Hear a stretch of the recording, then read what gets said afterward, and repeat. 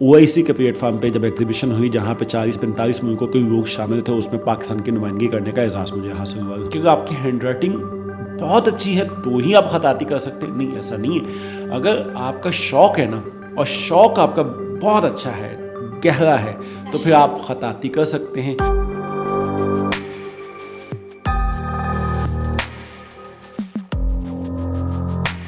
امام کعبہ کو آپ نے اپنا آرٹ ورک پیش کیا، وہ کیسا ایکسپیرینس؟ شیخ خالد الغامدی ان کا نام ہے جن کو یہ فن پارہ پیش کیا تھا.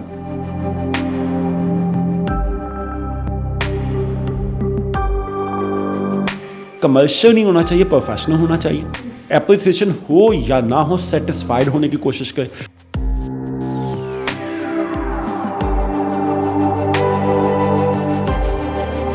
مارکیٹنگ کے اوپر محنت نہ کیجیے، کام کے اوپر محنت کیجیے.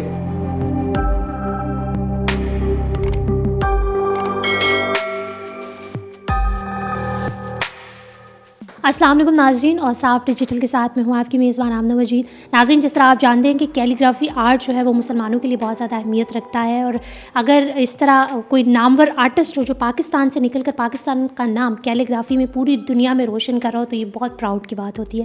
کیلیگرافی جس میں آیات ہوتی ہیں اور ان کو جو ہے وہ لکھا جاتا ہے، اور سونے کے ورق سے اگر لکھا جائے تو پھر تو کیا ہی بات ہوتی ہے. آج میں ملواؤں گی آپ کو نامور خطاط واصل شاہد سے، جو خطاطی کرتے ہیں اور سونے کے ورق سے کرتے ہیں. آج کل سونا ویسے ہی بہت مہنگا ہے، اور اتنی مہنگائی میں اتنا اچھا کام کرنا اور پوری دنیا میں پاکستان کا نام روشن کرنا، امام کعبہ تک جو ہے وہ انہوں نے اپنا آرٹ ورک پیش کیا ہے، تو یہ بہت بڑی بات ہے. ان سے جانتے ہیں ان کی سٹوری، آخر کس طرح یہ اتنے کامیاب ہیں اور پاکستانی کیوں انہیں اتنا زیادہ پسند کرتے ہیں. آئیے ان سے جانتے ہیں. السلام علیکم سر. وعلیکم السلام. سر کیسے ہیں؟ میں ٹھیک ہوں کا شکر. سر، میں نے آپ کا انٹرو کروایا ہے کہ امام کعبہ تک آپ کا آرٹ ورک پہنچا ہوا ہے. آپ کا آرٹ ورک کتنے عرصے سے جو ہے وہ آپ نے اسٹارٹ کیا ہوا ہے، اور اب کہاں پر ہیں آپ؟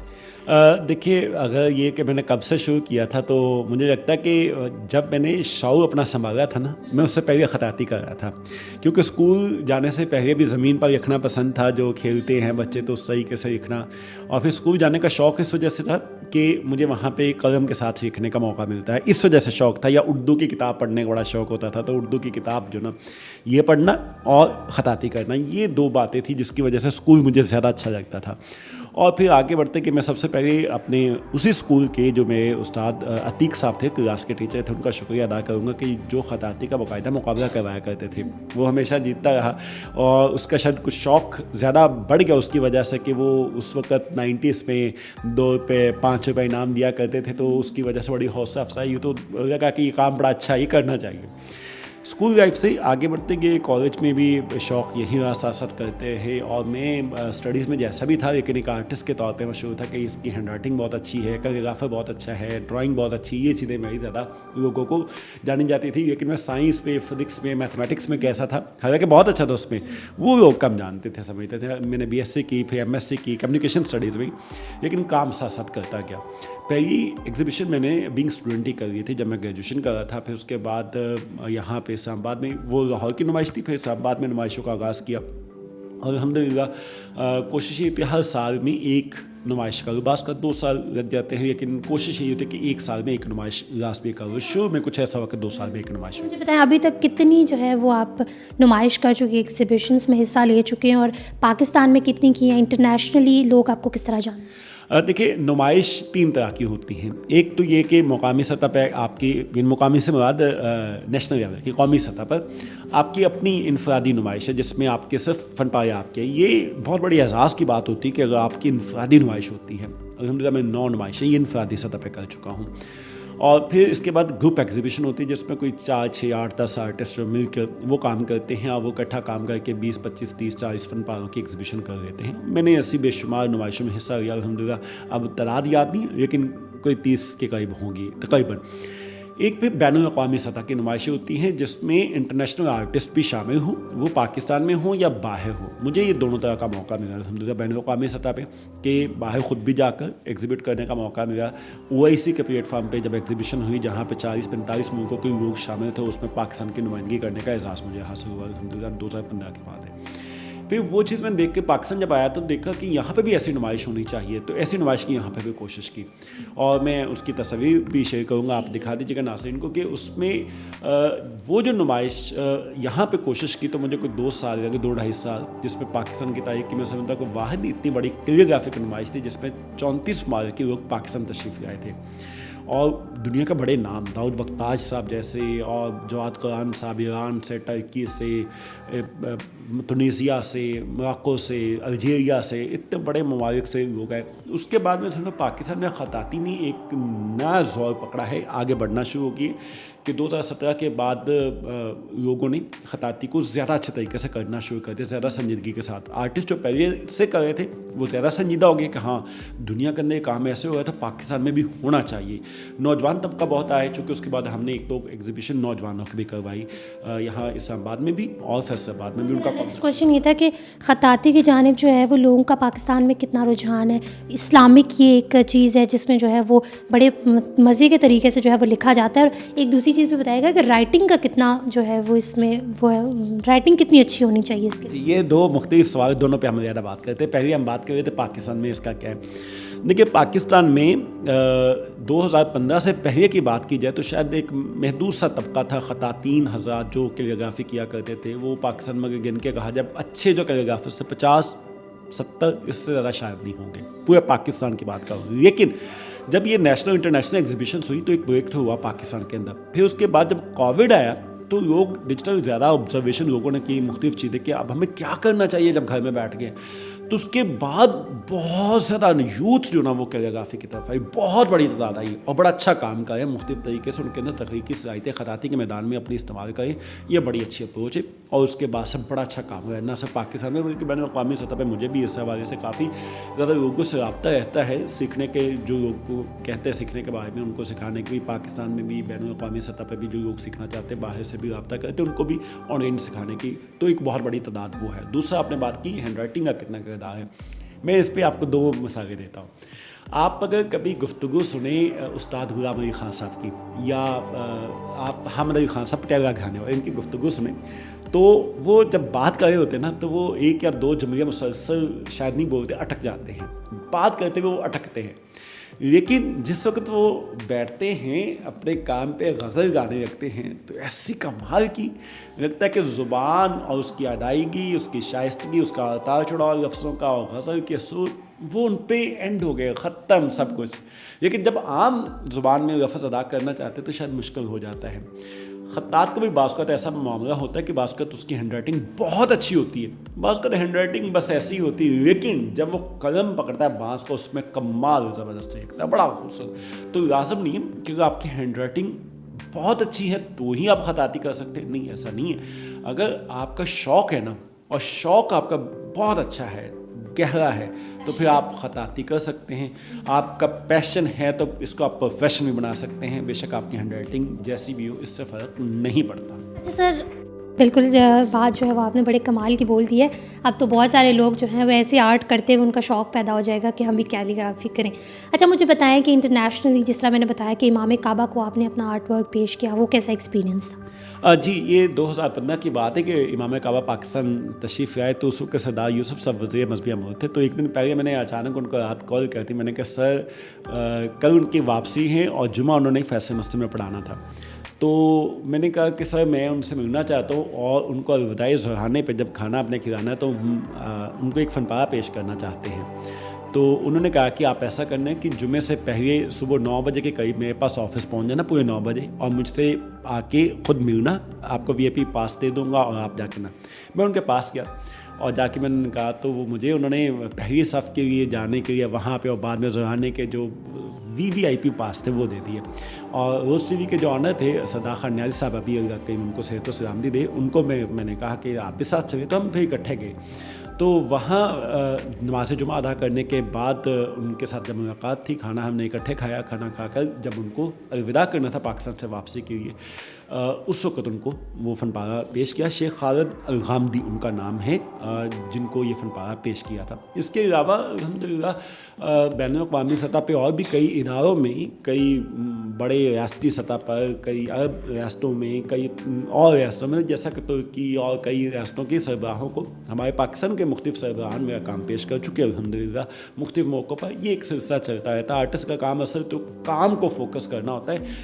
وہ مارکیٹنگ پرسن نہیں ہوتا, وہ کمرشل نہیں ہوتا, وہ پروفیشنل ہوتا ہے, اس کا فوکس اپنا کام ہوتا ہے. میں آپ کو انٹرپٹ کر رہی ہوں, لیکن ان چیزوں کا اپریسیشن ملنا اور پھر ساتھ میں ظاہر ہے پاکستان میں صرف جو ہے وہ اپریسیشن نہیں چاہیے ہوتی ہے. ہم لوگ جب اپنے پیشن کے لیے کام کر رہے ہوتے ہیں, اپنا شوق پورا کر رہے ہوتے ہیں, تو ساتھ میں ہو رہا ہوتا ہے کہ کسی طریقے سے فائنینشلی بھی ہم اس سے جو ہے وہ اسٹرانگ رہیں. تو صرف ایک اپریسیشن تو نہیں چاہیے. سوال کے لیے آپ نے بڑا اہم نقطہ اٹھایا, میں آپ کا بہت شکریہ ادا کرتا ہوں کہ اس پہ بات ہونی چاہیے تھی. دیکھیے 3 چیزیں ہیں. ایک تو اپریسیشن ہے جو باہر لوگوں سے آپ کی تعریف اور حوصلہ افزائی کرتے ہیں, ٹھیک ہے, یہ ایک آؤٹر فینومینا ہے. ایک سیٹسفیکیشن ہے آپ کے اندر سے, اس کا تعلق اپنے آپ کے ساتھ ہے کہ آپ لوگ تعریف کر رہے ہیں, لیکن وہ لوگ کر رہے ہیں جن کو فن کی باریکیوں کا نہیں پتہ, اور آپ کو خود پتہ چلا کہ یہاں پہ غلطی ہے, پھر بھی اس کے باوجود اگر آپ کی تعریف ہو رہی نا, تو یہ اپریسیشن آپ کے لیے نقصان دہ ہے. اور یہاں پہ کرٹیکل اپریسیشن ہونی چاہیے, یعنی کہ آپ کی تنقید بھی ہو اور آپ کی حوصلہ افزائی بھی ہو. بے شک نئے سیکھنے والے ان کی تنقید بہت ضروری ہے, حوصلہ افزائی کے ساتھ ساتھ تنقید, اس ایک صحت مندانہ تنقید. تو سیٹسفائیڈ ہونا یہ بہت ضروری ہے. اب سیٹسفائیڈ ہونے کے حوالے سے بات ہے تو یہ بھی 2 طرح کی ہیں. پھر جو میں نے کہا نا تیسری بات یہ ہے کہ سیٹسفائیڈ 2 طریقے سے ہوتا ہے. کچھ لوگ سیٹسفائیڈ ہوتے ہیں کہ ان کا کام جو نا مقبول ہو جائے, پاپولیرٹی ان کو مل جائے, اور پاپولیرٹی کے پیچھے پھر اس کو فائنانس ملتا ہے, ساری چیزیں ہیں. اور کچھ لوگ سیٹسفائیڈ ہوتے ہیں کہ ان کا کام قبول ہو جائے اس بارگاہ میں جن کے یہ کام کرتے ہیں. سو میں گزارش یہ کروں گا, کمرشل نہیں ہونا چاہیے, پروفیشنل ہونا چاہیے. اپریسیشن ہو یا نہ ہو, سیٹسفائیڈ ہونے کی کوشش کرے, اور سیٹسفائیڈ جو نا پاپولیرٹی کے پیچھے نہیں, مقبولیت کے پیچھے نہیں, قبولیت کے لیے دعا کرنی چاہیے کہ اللہ جو تو نے اپنا نام لکھنے کی توفیق دی اس کو قبول بھی فرما. یہ کوشش ہونی چاہیے. جب آپ کا نام وہاں قبول ہو جائے نا, تو رازق نے جب آپ کا نام اور کام, آپ کا لکھا ہوا نام اور وہ کام پسند کر لیا, تو پھر رزق کیسے کھلے گا. آپ دیکھیے گا, آپ کو رزق خود آپ کے پاس آئے گا. آپ گھر میں بیٹھے ہوں گے, آپ کو ایسی جگہ سے آ جائے گا کام کرنے. آپ یعنی کہ مارکیٹنگ کے اوپر محنت نہ کیجیے, کام کے اوپر محنت کیجیے, اور خلوص سے نیت اور پاکیزگی کے ساتھ محنت کیجیے کہ اللہ تو نے اپنا نام لکھنے کی توفیق دی ہے, تو رازق ہے, اس کو قبول فرمائے. اچھا سر, ایک چیز مجھے بتائیں کہ ایک سونے کہ بولنا بھی بہت زیادہ آج کے دور میں بڑا ایک مہنگا لگتا ہے کام, اور اس سے جو ہے وہ آپ کیلیگرافی کتنا آپ کو اس کی کتنی کاسٹ پڑتی ہے منتھلی؟ دیکھیں نہیں ایسی بات نہیں. دیکھیے کہ میں نے جب کام شروع کیا تھا, پہلے دن سونے کا ورک سے نہیں کر لیا تھا. ایک سفر ہوتا ہے, جدوجہد ہوتی ہے, تسلسل ہوتا ہے کہ آپ کئی سالوں تک کام کو پہلے سیکھا جاتا ہے, کئی سالوں تک, مہینوں ہفتوں میں نہیں, جلد بازی نہیں, صبر کی بات ہے. پھر اس کے بعد آہستہ آہستہ آپ میڈیم چینج کرتے ہیں, پھر ایک وقت آتا ہے. دیکھیے جو الفاظ ہوتے ہیں نا, یہ الفاظ کی نعمت پوری کائنات میں اللہ کریم نے انسان کے علاوہ کسی اور کو عطا نہیں کی. جانور کمیونیکیشن کرتے ہیں آواز کے ذریعے, ان کے پاس ساؤنڈ ہے, ورڈز نہیں ہے. ورڈز صرف انسان کو عطا ہوئے ہیں, اور انسان کی خوبی یہی ہے کہ اس کے پاس لفظ ہے. اللہ کریم نے یہی کہا تھا نا, جب وہ شیطان کے ساتھ مکالمہ تو اللہ نے کہا تھا کہ میں نے اس اشیاء کے نام سکھائے ہیں. یہ اس انسان کی عظمت ہے کہ یہ نام جانتا, الفاظ جانتا ہے. اب الفاظ میں سے انتخاب ہو وہی کا, وہ الفاظ جو اللہ نے خود کہے ہوں یا اللہ کے حبیب صلی اللہ علیہ وسلم نے فرمائے ہوں, حدیث ہو, تو وہ الفاظ کی کائنات کے بادشاہ الفاظ ہیں وہ. اور جب الفاظ بادشاہ آیات ہیں, حدیث پاک ہے, اور خالق کا نام ہے, تو پھر آپ کا میڈیم بھی ایسا کمال کا ہونا چاہیے جو کہ اپنے میڈیمز میں بادشاہ ہے. تو اس میں مجھے لگتا ہے کہ سونا ایک بڑا اچھا میڈیم تھا کہ میں نے اس نیت کے ساتھ کیا کہ جب لفظ سب سے بڑے ہیں اور لفظ ہوتے بڑے ہیں, اور پھر بڑوں کے لفظ ہیں جو کائنات کے خالق و مالک ہیں اور اس کے حبیب صلی اللہ علیہ وسلم کے نام ہے, تو اس کو ایسے ہی میڈیم میں بیان کرنے کی کوشش کیجیے. نیت اور منتھلی کاسٹ کتنی ہوتی ہے؟ ہاں دیکھیے, اگر آپ بات کریں نا, کاسٹ بھی 2-3 طرح سے ہوتی ہے. ایک تو یہ کہ آپ نے گولڈ خریدیا, میڈیم خریدیا, کتنا سائز کے اوپر ڈپینڈ کرتا ہے. آج کل ریف جو تقریباً 400 روپے کا, تو چھوٹا سا ریف ہوتا ہے 2x2.5 انچ کا, اور یہ 400 روپے کا ایک ریف آتا ہے. اگر ایک فن پارے کے اوپر بات کی جائے نا, 25 سے 30 ہزار کا صرف سونے کا ورک استعمال ہو جاتا ہے.